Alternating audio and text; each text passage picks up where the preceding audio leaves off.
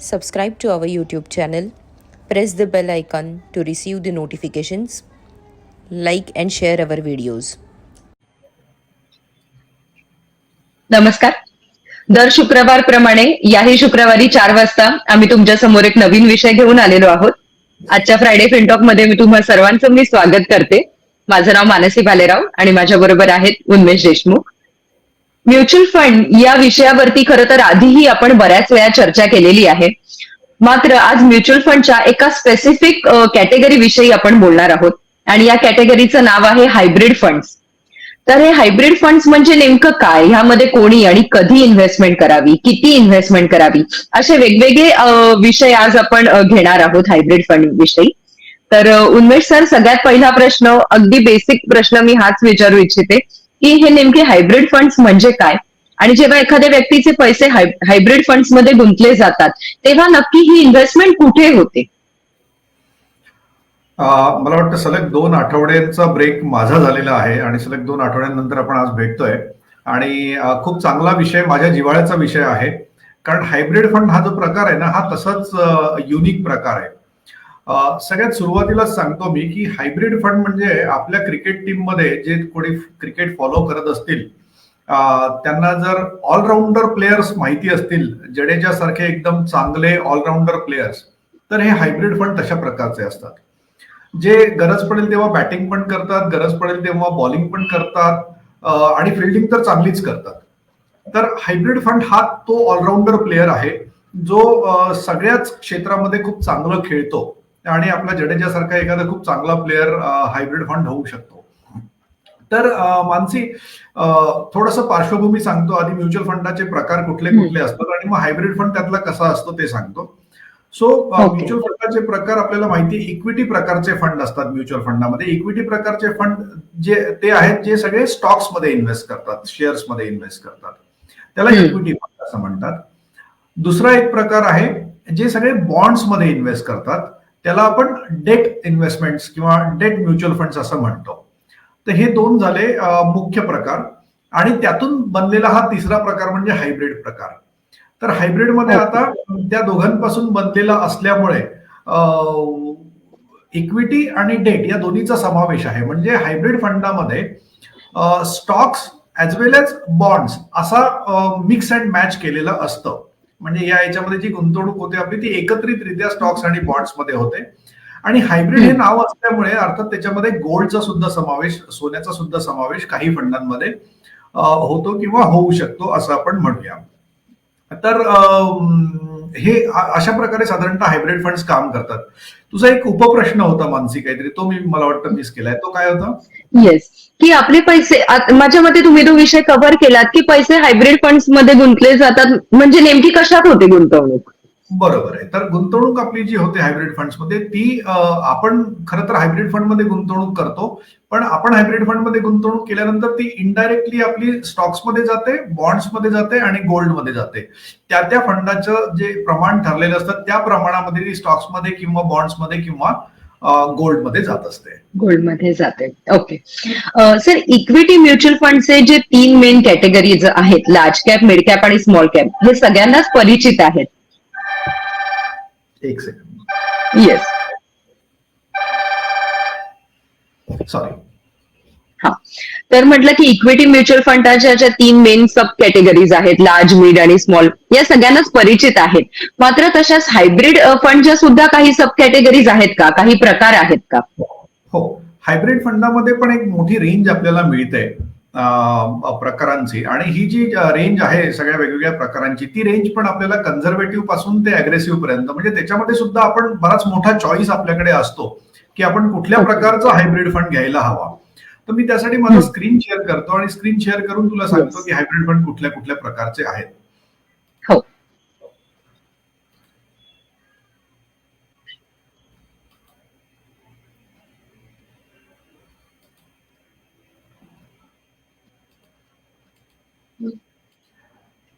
माझा स्क्रीन दिसतोय? हा, मी डिस्प्ले करते. येस, आता दिसतो आहे. ठीक आहे. दिसतो. तर या स्क्रीनवरती तुम्हाला जे दिसत असतील ते वेगवेगळ्या प्रकारचे हायब्रिड फंड्स आहेत. इथे जर सुरुवातीला आपण बघितलं तर या ठिकाणी कन्झर्वेटिव्ह हायब्रिड फंड नावाचा एक प्रकार आहे. कन्झर्वेटिव्ह हायब्रिड फंड, त्यानंतर दुसरा येतो aggressive hybrid fund, multi asset allocation fund, dynamic asset allocation fund, equity savings fund. 2 मिनिटांसाठी आपण हे फंड ऑफ फंड बाजूला ठेवूया. Equity savings fund, children fund आणि रिटायरमेंट फंड. तर यातल्या ज्या मुख्य कॅटेगरीज आहेत ते या वरच्या 3 आणि त्याच्या दुसऱ्या रांगेतल्या 2 या मुख्य कॅटेगरीज आहेत. चिल्ड्रन आणि रिटायरमेंट फंड याचाच सब टाईप असू शकतो. म्हणजे रिटायरमेंट फंड एक तर अग्रेसिव्ह हायब्रिड फंड तरी असू शकतो किंवा डायनॅमिक ऍसेट अलोकेशन फंड तरी असू शकतो, किंवा चिल्ड्रनचं सुद्धा तसंच आहे, तो पण या दुसऱ्या 2 प्रकारांपैकी एखादा प्रकार असू शकतो. त्यामुळे मी त्याला सब टाईप असं म्हणतोय. पण मुख्य जे प्रकार आहेत ते conservative hybrid, aggressive hybrid, multi asset allocation, dynamic asset allocation आणि इक्विटी सेव्हिंग्स फंड असे हे फंड आहेत. फंड ऑफ फंड मध्ये काय होतं की वेगवेगळ्या हायब्रिड फंडांचा एकत्रित करून एक फंड बनवलं जातं, त्याला फंड ऑफ फंड असं आपण म्हणू शकतो. तर तो फंड ऑफ फंड आपण म्हणू शकतो. मग यामध्ये ना काही ठिकाणी कधी कधी इंटरनॅशनल फंड्स पण मिक्स करतात, त्यामुळे त्याला purely hybrid as per technically definition आपण ऍज पर म्हणू शकतो. पण या ठिकाणी for the sake of understanding तो हायब्रिड फंड आता पुरता आपण त्याला बाजूला ठेवूया. तर ही जी रेंज आहे ही सगळी रेंज तुम्हाला gravity.in नावाच्या या पोर्टलवरती बघायला मिळेल. आणि तुम्ही इथून जर आतमध्ये गेलात तर मग त्यामध्ये कुठले कुठले कन्झर्वेटिव्ह हायब्रिड फंड आहे त्याच्यावरती क्लिक करून आतमध्ये गेल्यानंतर तुम्हाला ते पण दिसेल. त्यांचे सगळे स्पेसिफिकेशन्स पण मिळतील आणि त्यांचे सगळे रिटर्न्स पण तुम्हाला इथे बघायला मिळतील. सो मी स्क्रीन शेअरिंग स्टॉप करतो मानसी. येस.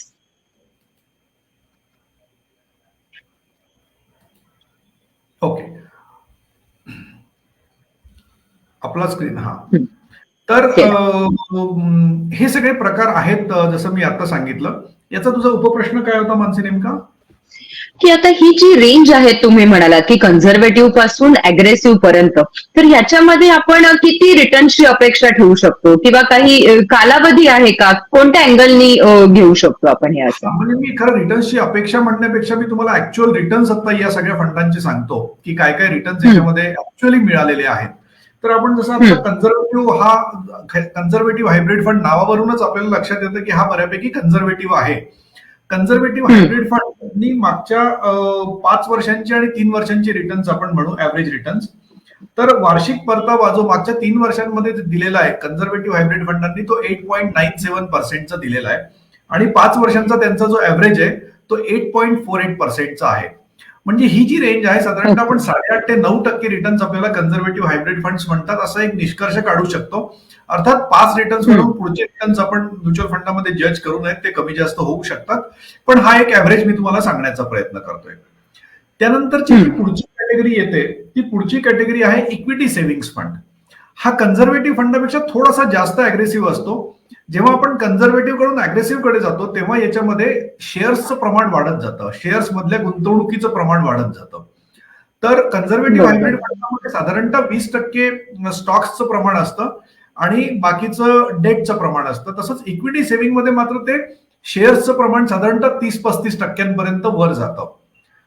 म्हणूनच तुम्हाला असं दिसेल की इक्विटी सेव्हिंग्स फंडाचे जे रिटर्न्स आहेत ते थोडेसे जास्त आहेत. तर त्याचे 3 वर्षांचे जे रिटर्न्स आहेत ते 9.25% आहे ऍव्हरेज, त्याचा वार्षिक ऍव्हरेज 9.25% इयरली. आणि 5 वर्षांचा ऍव्हरेज आहे तो 9.49% असा आहे इक्विटी सेव्हिंग्स फंडांचा. त्याच्या पुढची जी कॅटेगरी आहे ती आहे डायनॅमिक ऍसेट अलोकेशन फंड किंवा त्याला बॅलन्स ॲडव्हान्टेज फंड असं पण म्हणतात. यामध्ये साधारणतः आता इथे इक्विटी पर थोडीशी जास्त असेल, इक्विटी म्हणजे स्टॉक्स किंवा शेअर्स, तर ते असतात साधारणतः 40 ते 60% याच्यामध्ये शेअर्सचं प्रमाण असतं. यांचे जे रिटर्न्स आहेत ते 3 वर्षांचा ऍव्हरेज आहे 11.92% आणि 5 वर्षांचा ऍव्हरेज आहे 12.21%, साधारणतः 12.25%. म्हणजे आपण इथे गृहीत धरू शकतो की 11 ते 12% रिटर्न्स आपल्याला मिळायला हवे. त्या पुढची जी कॅटेगरी आहे त्या पुढची कॅटेगरी आहे मल्टी ऍसेट अलोकेशन फंड. सगळ्या हायब्रिड फंडांमध्ये मल्टी ऍसेट अलोकेशन फंड हा थोडासा वेगळा आहे या कारणासाठी, कारण हा एक असा फंड आहे मल्टी ऍसेट अलोकेशन फंड ज्याच्यामध्ये स्टॉक्स मध्ये इन्व्हेस्टमेंट होते, बॉन्ड्स मध्ये होते, पण त्याशिवाय गोल्ड मध्ये सुद्धा होते. आतापर्यंत आपण जे बाकीचे फंड बघितले त्यामध्ये बॉन्ड्स आणि स्टॉक्स मध्येच फक्त होत होती. आता यात मात्र ती गोल्डमध्ये पण होते मल्टी ऍसेट अलोकेशन फंडमध्ये. तर मल्टी ऍसेट अलोकेशन फंडांचे जे रिटर्न्स आहेत 3 वर्षांचा ऍव्हरेज तो 16.5 16.33% आहे आणि तोच ऍव्हरेज 5 वर्षांचा 17.11% आहे. आता राहिली शेवटची कॅटेगरी, ती म्हणजे aggressive hybrid fund. Aggressive hybrid fund हा थोडासा आणखीन इक्विटी घेणारा फंड आहे. By the way multi asset allocation फंडमध्ये मी तुम्हाला इक्विटीचं प्रमाण सांगितलं नव्हतं, त्याचं इक्विटीचं प्रमाण साधारणतः 30 ते 70% असू शकतं. अग्रेसिव्ह हायब्रिड फंड जो आहे, अग्रेसिव्ह हायब्रिड फंड मध्ये आता इक्विटी किंवा स्टॉक सगळ्यात जास्त असतात, म्हणजे साधारणतः 80% स्टॉक्सचं त्याच्यामध्ये प्रमाण असतं आणि 20% फक्त बॉन्ड्सचं प्रमाण असतं. यांचे 5 वर्षांचे रिटर्न जर आपण बघितले तर 16.03% हे 3 वर्षांचं ऍव्हरेज आहे आणि 5 वर्षांचं ऍव्हरेज 15.54% आहे. आता या ठिकाणी साहजिकच तुमच्या मनात एक प्रश्न आला असेल की मल्टी ऍसेट अलोकेशन मी आधी सांगितलं आणि अग्रेसिव्ह हायब्रिड नंतर सांगितलं, तरी पण अग्रेसिव्ह हायब्रिडचे रिटर्न्स कमी आहेत, मल्टी ऍसेटचे थोडेसे जास्त आहेत. कधी कधी काय होतं की गोल्डमुळे आपले रिटर्न्स वाढून जातात, काही ठिकाणी गोल्डचं जर मिक्स असेल तर तसा तो परिणाम या मागच्या 3 ते 5 वर्षामध्ये मल्टी ऍसेट अलोकेशन फंडांना मिळालेला आहे. दुसरं एक म्हणजे मल्टी ऍसेट अलोकेशन फंडची जी संख्या आहे आता बाजारामध्ये, संख्या आणि त्यांचं लाईफ हे खूप छोटं आहे, त्यामुळे आता त्यांना एवढ्या लवकर आपल्याला जज करता येणार नाही, त्यामुळे रिटर्न्स कदाचित त्यांचे थोडेसे जास्त आता दिसत आहेत. सॉरी. सो अशी ती रेंज आहे. आणि चिल्ड्रन आणि रिटायरमेंट फंडचा जर आपण विचार केला तर ते कुठल्या प्रकारचे बनलेले आहेत, म्हणजे अग्रेसिव्ह हायब्रिड प्रकारचे बनले आहेत की डायनामिक ऍसेट अलोकेशन प्रकारचे बनलेले आहेत, त्यावरती त्यांचा परतावा किंवा त्यांचे रिटर्न्स अवलंबून असतात. मला वाटतं ते आता आपण गृहीत धरायला नको. हे ज्या बेसिक कॅटेगरीज आहेत याचा जर आता परत एकदा थोडंसं रिवाइज करायचं असेल तर रेंज जर आपण बघितली तर 8.97% वरून कमीत कमी 8.97% ते जास्तीत जास्त 16.33% अशी 3 वर्षांची ऍव्हरेज रेंज आहे. तर ह्या रेंजची अपेक्षा फंडांमध्ये परताव्याची ठेवू शकतो. Okay okay. सर आता बघा, तुम्ही सांगितलं की जो अग्रेसिव्ह हायब्रिड फंड आहे त्याची आपण 15 ते 16% रेंज साधारण बघितली, तर प्रत्येकाच्या मनात हा प्रश्न उद्भवू शकतो की इक्विटी म्युच्युअल फंडांमध्ये जरी इन्व्हेस्टमेंट केली तरी पण 16% रिटर्न जनरेट होऊ शकतात. तर मग हे हायब्रिड फंड्स एखाद्या इन्व्हेस्टमेंट पोर्टफोलिओमध्ये इन्क्लूड करण्याचा उद्देश नेमका काय असावा? का या हायब्रिड फंडांमध्ये इन्व्हेस्टमेंट करणं योग्य ठरेल? मला या ठिकाणी ना एक चांगला मुद्दा तू आणला समोर की नेमके रिटर्न्स थोडेसे हे 15-16% मागच्या 3 आणि 5 वर्षांचे हे ऍक्च्युअल रिटर्न्स आहेत आणि हे आता जास्त दिसत आहेत. आपण जी अपेक्षा ठेवायला हवी हायब्रिड फंडांमध्ये, पर्टिक्युलरली मल्टी ऍसेट आणि अग्रेसिव्ह हायब्रिड या फंडांमध्ये आपण जी अपेक्षा ठेवायला हवी ती 12 ते 13% ठेवायला हवी. त्याच्यावरती आता जे रिटर्न्स आलेले ते थोडेसे एक्सेप्शनली जास्त आहेत, कारण बाजाराने मागच्या काही वर्षांमध्ये म्हणजे 1-1.5 वर्षांमध्ये खूप चांगलं परफॉर्मन्स केलेलं आहे आणि त्यामुळे हे रिटर्न्स थोडेसे जास्त दिसत आहेत. तर याला नॉर्मल सिनारिओमध्ये आपल्याला 12-13% रिटर्न्स मिळू शकतील. त्यामुळे याला आपण इक्विटी फंडांची कम्पेअर करायला नको. पहिला मुद्दा म्हणजे इक्विटी फंड यापेक्षा थोडेसे जास्त रिटर्न्स आपल्याला मिळू शकतील. पण एक महत्वाचा मुद्दा या ठिकाणी काय आहे की मी तुम्हाला जसं जडेजाचं उदाहरण दिलं होतं, ऑलराऊंडरचं उदाहरण दिलं होतं, तसं या ठिकाणी सुद्धा होतं. इक्विटी फंड जेव्हा खाली पडतात तेव्हा ते खूप जोरात खाली पडतात, त्यांना खाली पडण्यापासून वाचवण्यासाठीचं कुठलंही इन्स्ट्रुमेंट नाहीये. पण हायब्रिड फंडामध्ये मात्र जेव्हा बाजार खाली पडतात तेव्हा तिथे फंड मॅनेजर त्यांची स्टॉक्स मधली गुंतवणूक कमी करून ती बॉन्ड्स मध्ये वाढवू शकतो आणि त्यामुळे जेव्हा बाजार खाली पडतात तेव्हा हायब्रिड फंड तेवढे खाली पडत नाहीत, ते कमी खाली पडतात. मग ज्यावेळी आपल्याला आपलं डाऊनसाइड प्रोटेक्शन चांगलं असायला हवं असतं त्यावेळी आपण हायब्रिड फंडामध्ये जास्त गुंतवणूक करायला हवी. थोडक्यात मला असं सांगायचंय की आपला जेव्हा अप्रोच हा प्युअर इक्विटीचा नसतो किंवा थोडासा मध्यम अप्रोच असतो, एकदम कन्झर्वेटिव्ह पण मला नाही जायचंय आणि एकदम मला अग्रेसिव्ह पण नाही जायचं, याच्या कुठला तरी मधला अप्रोच मला हवाय, अशा वेळी आपण हायब्रिड फंडामध्ये गुंतवणूक करायला हवी. ओके. सर, यामध्ये थोडंसं गुंतवणूक कालावधीचा तुम्ही अंदाज देऊ शकतात का, की आपली जी काही इन्व्हेस्टमेंटची टाइम फ्रेम असेल त्यानुसार कोणती कॅटेगरी योग्य ठरेल इन्व्हेस्टमेंटसाठी? हो, जसं मी आता सांगितलं की कन्झर्वेटिव्ह हायब्रिड पासून ते आपण जसं पुढे येतो, कन्झर्वेटिव्ह हायब्रिड, इक्विटी सेव्हिंग्स, त्यानंतर डायनॅमिक ऍसेट अलोकेशन, त्यानंतर मल्टी ऍसेट अलोकेशन, त्यानंतर अग्रेसिव्ह हायब्रिड, असा तो रेंज आहे. जसं आपण कन्झर्वेटिव्ह पासून ते अग्रेसिव्ह कडे मूव्ह होतो तशी तशी आपली कालावधी वाढत जाते. कन्झर्वेटिव्ह हायब्रिड फंड अगदी आपण 1-2 वर्षांसाठी सुद्धा गुंतवणुकीचा विचार करू शकतो. म्हणजे 1-2 वर्षांचा कालावधी कमीत कमी त्याच्यामध्ये असायला हवा. इक्विटी सेव्हिंग्स फंडामध्ये तो 3 वर्षांचा असायला हवा. डायनॅमिक ऍसेट अलोकेशन फंडांमध्ये तो साधारणतः 4 वर्षांचा असायला हवा. आणि हायब्रिड फंड जे मल्टी ऍसेट अलोकेशन फंड किंवा अग्रेसिव्ह हायब्रिड फंड आहेत त्याच्यामध्ये आपण 3 ते 5 वर्षांचा पिरियड कन्सिडर करायला हवा. ओके. दुसरं म्हणजे ह्यात झालं एक पिरियड नुसार आपण बघितलं म्हणजे किती कालावधी आहे. याशिवाय एक आपण हे बघायला हवं की ज्या व्यक्तीला खूप अग्रेसिव्ह पण जायचं नाही आणि खूप कन्झर्वेटिव्ह पण जायचं नाहीये, त्याला मध्यम गतीची गुंतवणूक हवी आहे, मध्यम जोखमीची गुंतवणूक हवी आहे, त्यांनी हायब्रिड फंड मुख्य म्हणजे निवडायला हवेत. उदाहरणार्थ आम्ही ऍज अ फायनान्शियल प्लॅनर, आम्ही ऍज अ वेल्थ कन्सल्टंट ज्यावेळी एखादा रिटायर्ड व्यक्ती आमच्याकडे येतो किंवा ज्याचं वय थोडं जास्त असतं, ज्याला जोखीम फारशी घ्यायची नसते किंवा एखादा व्यक्ती 35शीतलाही असला पण त्याचं बाकीचं बॅकअप फारसा नसेल आणि त्याला फार जोखीम घेता येत नाही, अशा ठिकाणी हायब्रिड फंडचा वापर जास्त करतो. तर मध्यम प्रकारची गुंतवणूक पण, मध्यम जोखमीची गुंतवणूक पण ऍट द सेम टाइम परतावा मात्र माझा अट्रॅक्टिव्ह आहे बऱ्यापैकी. म्हणजे 12-13% रिटर्न्स मला मिळत आहेत, जे एफडी पेक्षा आपली दुप्पटीची रिटर्न आहेत साधारणतः.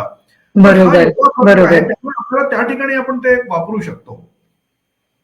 बरोबर बरोबर. सर, एक शेवटचा प्रश्न एक विचारते फक्त, की थोडा टॅक्सेशन अँगल समजावून सांगू शकता का? कारण आता तुम्ही थोडं एक एफडीशी कंपॅरिझन केलं, तर एफडी मध्ये जो आपला टॅक्स ऍप्लिकेबल असतो तो सरळ ऍज पर टॅक्स ब्रॅकेट असतो, तर तशीच या सगळ्या सब कॅटेगरीज काय टॅक्सेशन असतं साधारण? टॅक्सेशन अँगलकडे येण्याच्या आधी मला आणखीन एक उपयोग या हायब्रिड फंडांचा सांगायचा आहे. तो म्हणजे ज्या ज्या व्यक्तीला मंथली इन्कम हवंय किंवा एक रेग्युलर इन्कमची गरज आहे, पेन्शन सारखी म्हणा किंवा कुठल्या तरी आपल्या गुंतवणुकीमधून रेग्युलर इन्कम, तर त्यांनी हायब्रिड फंड्स त्या ठिकाणी वापरण्यासाठी खूप योग्य पर्याय आहे. 2 कारणांमुळे. एक तर कारण आहे की हायब्रिड फंड्स हे मंथली डिव्हिडंड देणारे फंड्स खूप जास्त आहेत. मंथली तुम्हाला प्रॉफिटचा थोडासा हिस्सा ते काढून देतात, त्यामुळे त्या मार्गातून तुमचं एक मंथली इन्कम चालू होऊ शकतं.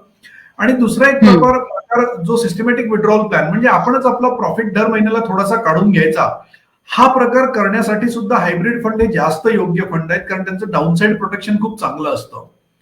तर हा एक फायदा हायब्रिड फंडांचा आहे. मी जसं म्हटलं आधी की हा ऑलराऊंडर फंड आहे. हा फिल्डिंग पण चांगली करतो, हा बॅटिंग पण चांगली करतो, हा बॉलिंग पण चांगली करतो. तर त्यामुळे याला वापरण्यासाठी आपल्यासाठी अपॉर्च्युनिटीज खूप जास्त असतात. तुझ्या टॅक्सेशनच्या अँगलकडे मी आता येतो. तर टॅक्सेशनचा अँगल जो आहे याच्या हायब्रिड फंडामध्ये, तो या दोन्ही प्रकार आहेत. म्हणजे एक आहे डेट टॅक्सेशन आणि दुसरं आहे इक्विटी टॅक्सेशन. आणि मार्जिनल टॅक्सेशन पण एक नवीन प्रकार आता आलेला आहे मार्जिनल टॅक्सेशनचा. तर हायब्रिड फंडांमध्ये तिन्ही प्रकार येतात. जर मी कन्झर्वेटिव्ह हायब्रिड फंडाचा विचार केला तर कन्झर्वेटिव्ह हायब्रिड फंड हे डेट टॅक्सेशन मध्ये बसणारे फंड आहेत. डेट टॅक्सेशन मध्ये बसणारे फंड म्हणजे काय? तुमचा जो इन्कम टॅक्स स्लॅब असेल त्या इन्कम टॅक्स स्लॅब प्रमाणे तुम्हाला याच्या प्रॉफिट्स वरती सुद्धा टॅक्स भरावा लागणार आहे. बरोबर. सेव्हिंग हा जो फंड आहे हा इक्विटी प्रकारचं टॅक्सेशन देणारा फंड आहे. त्याच्यामध्ये तुम्हाला इक्विटीचं टॅक्सेशन लागतं. त्यामुळे तुम्हाला जो टॅक्स लागेल, जेव्हा जेव्हा मी इक्विटीचं टॅक्सेशन म्हणतोय तेव्हा तेव्हा त्याचा अर्थ असा आहे की 1 वर्षानंतर जर आपण गुंतवणुकीमध्ये प्रॉफिट बुक केला तर आपल्याला 1 लाख रुपयांच्या वरच्या प्रॉफिटवरती 10% टॅक्स लागणार आहे. बरोबर. 1 लाखाचा प्रॉफिट हा टॅक्स फ्री असेल एकंदरीत. आणि 1 वर्षाच्या आधी जर आपण केलं तर आपला जो काही प्रॉफिट बनलेला असेल त्या प्रॉफिटमध्ये 15% आपल्याला टॅक्स लागणार आहे. तर आता या फंडांमध्ये बॅलन्स ऍडव्हान्टेज फंड किंवा डायनॅमिक ऍसेट अलोकेशन फंड असं दोन्ही म्हणतात त्याला, तो अग्रेसिव्ह हायब्रिड फंड आणि इक्विटी सेव्हिंग फंड हे इक्विटी टॅक्सेशनचे फंड आहेत प्युअरली. मल्टी ऍसेट अलोकेशन प्रकारचा जो फंड आहे त्याच्यामध्ये काही कंपन्यांचे जे फंड आहेत, काही म्युच्युअल फंड कंपन्यांचे फंड हे डेट टॅक्सेशनचे आहेत आणि काही दुसऱ्या म्युच्युअल फंड कंपन्यांचे फंड आहेत ते इक्विटी टॅक्सेशनचे आहेत. त्यामुळे जेव्हा आपल्याला मल्टी ऍसेट अलोकेशन घ्यायचं असतं तेव्हा आपल्याला हे बघून घ्यायला लागतं की कुठल्या कंपनीचे इक्विटी टॅक्सेशनचे आहेत आणि कुठल्या कंपन्यांचे डेट टॅक्सेशनचे फंड आहेत. तर थोडासा म्हणजे म्युच्युअल फंड मुळातच हा बऱ्यापैकी कॉम्प्लिकेटेड प्रकार असल्यामुळे, कॉम्प्लिकेटेड तसा नाही आहे म्हणायला खूप सोपं, पण त्यात प्रकार खूप असल्यामुळे तो नेमका प्रकार आपल्यासाठी कुठला सुटेबल आहे हे बघण्यासाठी आपल्याला आणि अर्थात त्यात ज्यांचं इन्कम हाय आहे त्यांना टॅक्सेशन कुठलं लागेल हे बघणं थोडासा त्यातला क्रिटिकल भाग असतो. तर एकदा थोडं आणखीन एक ऍड ऑन करतो मानसी त्याच्यामध्ये, की तू आता म्हणालीस की कोणी, तर मला असं वाटतं की आपल्या क्रिकेट टीम मध्ये जसं आपण बघतो काही बॅट्समन चांगले असायला हवेत, काही बॉलर्स चांगले असायला हवेत, एक विकेट किपर असायला हवा आणि आपल्याकडे 2 चांगले ऑलराऊंडर पण असायला हवेत क्रिकेट टीम मध्ये त्या 11 लोकांपैकी. आपण जेव्हा पोर्टफोलिओ बनवतो इन्व्हेस्टमेंटचा तेव्हा त्या पोर्टफोलिओमध्ये आपल्याकडे काही डेट प्रकारचे फंड असायला हवेत, तसेच काही इक्विटी प्रकारचे फंड असायला हवेत, पण हायब्रिड फंड सुद्धा आपल्याकडे ऑलराऊंडर्स असायला हवेत. तर तो जो भाग आहे तो भाग थोडासा त्या वेळी कोणाची गरज कशी आहे, कोणाचं इन्व्हेस्टमेंट टाइम फ्रेम किती आहे, त्यांना किती जोखीम घ्यायची आहे, त्यांना किती परतावा अपेक्षित आहे, त्यांचे गोल कधी कधी आहेत, या सगळ्या गोष्टींवरती तो पोर्टफोलिओमध्ये कुठे बसवायचा हायब्रिड फंड हे ठरतं. तर असा तो खरं हायब्रिड फंड म्हणूनच सगळ्यांचा आवडता प्रकार आहे. मला एक सांगायला आवडेल तुम्हाला सगळ्यांना की मागच्या साधारणतः 3 वर्षांमध्ये हायब्रिड फंड्स मध्ये जी गुंतवणूक आली ती सगळ्यात जास्त आलेली आहे. मागचा 1 वर्षांचा एक्सेप्शन सोडता स्मॉल आणि मिड कॅप मध्ये जास्त आलाय, पण 3 वर्षांचा जर ऍव्हरेज घेतला आपण तर हायब्रिड फंड्स मध्ये खूप चांगला फ्लो आलेला आहे. त्याचं त्या ऑलराऊंडर नेचरमुळे मला वाटतं. Okay okay. सो सर म्हणजे आपण जर एक कन्क्लुजन काढायचं म्हटलं तर जेव्हा एखादी व्यक्ती एक परिपूर्ण म्युच्युअल फंड पोर्टफोलिओ बिल्ड करत असते तेव्हा हायब्रिड फंडचा नक्कीच विचार करणं गरजेचं आहे आणि त्या व्यक्तीच्या रिस्क प्रोफाईलनुसार आणि इन्व्हेस्टमेंटच्या टाइम फ्रेमनुसार आणि टॅक्सेशन अँगल लक्षात घेऊन अर्थात हायब्रिड फंड्स नक्की म्युच्युअल फंडच्या पोर्टफोलिओमध्ये कन्सिडर केले पाहिजेत. असं हे एकंदरीत कन्क्लुजन निघू शकतं नक्कीच. तर सर माझ्या मते आज आपण नेहमीच्या वेळेपेक्षा जास्त वेळ घेतो आहोत, ऑलमोस्ट 21 मिनिटं झालेली आहेत. तर आजचं हे सेशन आपण इथे थांबवूयात. जे आम्हाला ऐकता आहेत तुम्हाला जर काही शंका असतील हायब्रिड फंड विषयी किंवा तुमच्या म्युच्युअल फंडच्या गुंतवणुकीविषयी तर तुम्ही नक्की आम्हाला अप्रोच करू शकतात. आमच्या वेबसाईटला व्हिजिट करू शकतात किंवा कमेंट बॉक्समध्ये सुद्धा आम्हाला लिहून पाठवू शकतात. आणि आमचे आधीचे व्हिडिओ जर तुम्हाला बघायचे असतील तर आमच्या फेसबुक पेजवरती आणि युट्यूबच्या आमच्या चॅनलवरती अवेलेबल आहेत, ते नक्की तुम्ही बघू शकता. उन्मेष सर, हायब्रिड फंडांची जर तुम्हाला माहिती हवी असेल आणखीन तर तुम्ही या gravity.in नावाचं जे पोर्टल आहे त्या पोर्टलवरती मी जे तुम्हाला आता दाखवलं त्या पोर्टलवरती जाऊन तुम्हाला सगळे हायब्रिड फंडचे प्रकार दिसतील. माणसाने आता जी इथे लिंक दिलेली आहे त्या लिंकवरती सुद्धा तुम्ही क्लिक करून तिथे हायब्रिड फंड कुठल्या प्रकारचे आहेत, त्यांनी किती रिटर्न्स दिलेले आहेत, त्यातले चांगले फंड्स कुठले आहेत, तिथे फंड्स तुम्हाला सॉर्ट पण करता येतील वरपासून खालपर्यंत. तर हे सगळं तुम्ही त्या ठिकाणी करू शकता. आणि हे हायब्रिड फंड्स तुम्हाला तिथे बघायला मिळतील आणि त्याचा वापर कसा करायचा अर्थात ते थोडंसं आणखीन त्याच्यासाठी आपल्याला चर्चा करावी लागेल. बाकी फ्रायडे फिनटॉक तुम्ही ऐकताय सगळे, आम्हाला छान वाटतं तुमच्याशी सगळ्यांशी बोलायला फ्रायडे फिनटॉक मध्ये. आणि तुम्ही फ्रायडे फिनटॉक नक्की अटेंड करत जा आणि हाच प्रसार सगळ्या लोकांपर्यंत करत जा. येस, नक्की नक्कीच. येस, धन्यवाद. Thank you so much. थँक्यू.